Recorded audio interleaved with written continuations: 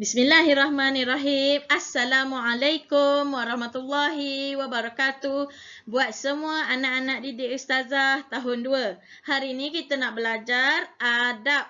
Masih lagi di tajuk beradab dengan Rasulullah sallallahu alaihi wasallam.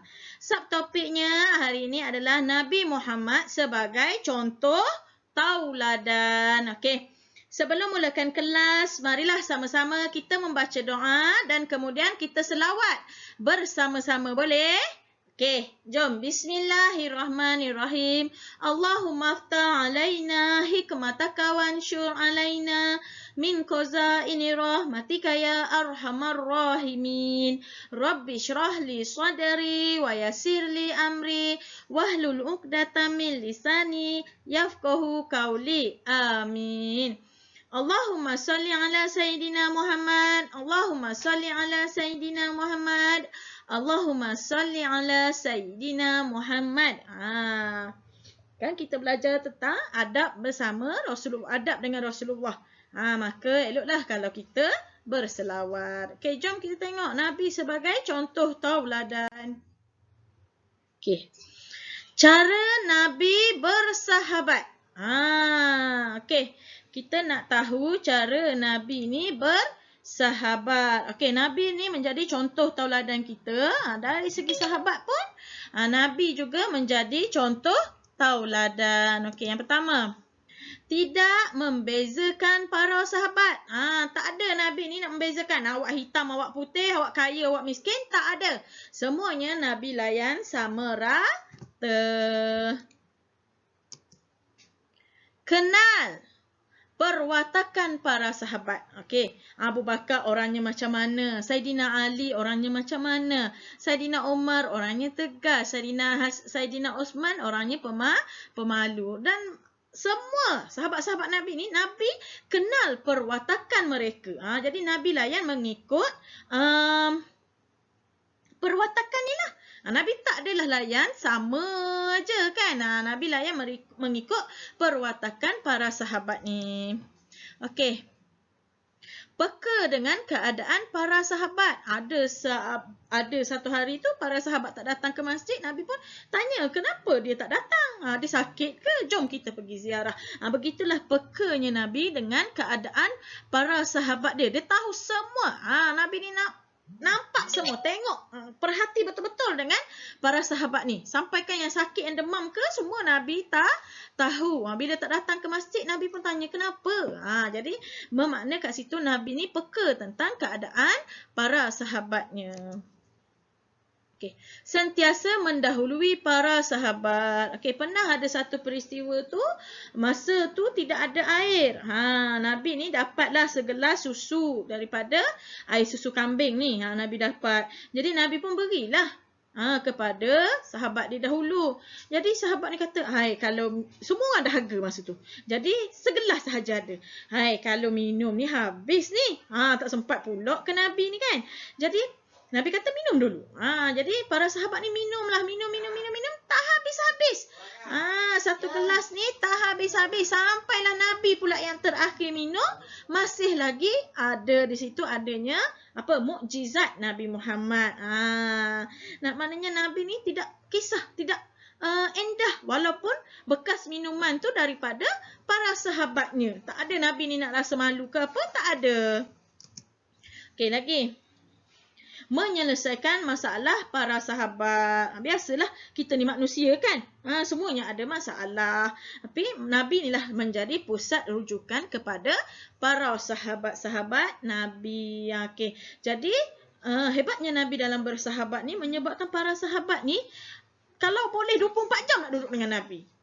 Sebab Nabi ni melayan sahabat-sahabatnya dengan sangat hebat, sangat baik, sangat berlaku adil. Sehingga kan sahabat dia yang kata, bila berada dalam surau, aku merasa Nabi melihat aku. Sahabat yang lain pula kata, aku merasa Nabi melihat aku. Bila bercakap-cakap, semua merasa Nabi melihat dia. Tidak ada pun yang rasa terpulau ke apa. Tidak ada. Begitulah berlaku adilnya Nabi terhadap para sahabat kita ni, anak-anak. Hendaklah mencontohi para Rasulullah dalam bersahabat. Kita ada kawan kan? Jadi bersahabatlah seperti Rasulullah bersahabat dengan sahabat-sahabatnya. Okey. Okey, cara Nabi Muhammad bercakap pula. Dalam kehidupan Nabi ni, kita kena mencontohi Nabi dalam segi percakapan Nabi pula. Apa cara Nabi ni bercakap? Macam mana? Okey. Lafaz sedikit tetapi manfaatnya luas. Maknanya luas. Okey, lafaz sedikit je. Nabi cakap 1-2 patah je. Tapi panjang huraiannya.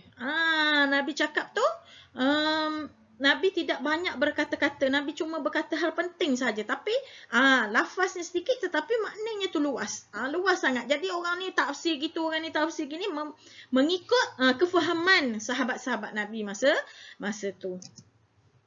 Okey, jelas baik dan buruknya. Kalau Nabi kata baik, baiklah, jelas. Maknanya apa yang Nabi kata tu tidak adalah ada kiasan, tak ada. Apa yang Nabi kata baik tu maka baiklah. Apa yang Nabi kata buruk tu maka buruklah. Tidak adalah Nabi kata baik sebenarnya buruk, tak ada. Apa yang Nabi cakap tu semuanya jelas baik dan buruknya. Okey, lagi. Tidak kasar dan berlemah lembut. Nabi tak adalah menengking-nengking. Tak ada. Nabi bercakap dengan perkataan yang baik. Yang lemah lembut. Kalau panggil isteri-isteri, lagilah. Aisyah digelarkan sebagai Humairah, pipi yang kemerah-merahan. Nabi ni, kalau panggil isterinya memang panggilan-panggilan yang romantik. Tak adanya panggil awak-awak, tak ada. Nabi pun begitulah juga bila berbahasa. Nabi ni memang sangat lemah lembut. Dengan orang tua lain caranya. Dengan anak-anak lain caranya. Dengan sahabat-sahabat pun lain caranya. Susah nak dengar Nabi ni berkata kasar, memang tidak pernah lah. Okey. Okey, cara Nabi berpakaian. Kita tengok pula cara Nabi berpakaian. Yang pertama, membaca bismillah. Nabi ni sebelum pakai baju, baca bismillah dahulu.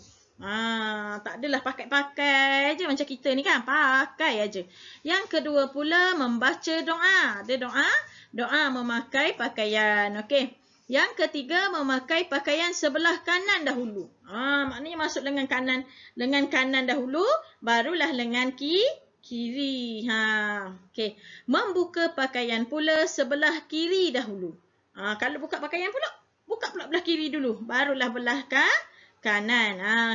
Nabi ni adalah contoh tauladan kepada kita. Maka kita ni sebagai umat dia, nak mengikut jejak langkah dia, nak bersama dengan Nabi Muhammad di akhirat, mestilah ikut apa yang telah dicontohi oleh Nabi Muhammad SAW kepada kita. Okey, sampai kat sini dahulu anak-anak. Semoga kita berjumpa lagi minggu depan.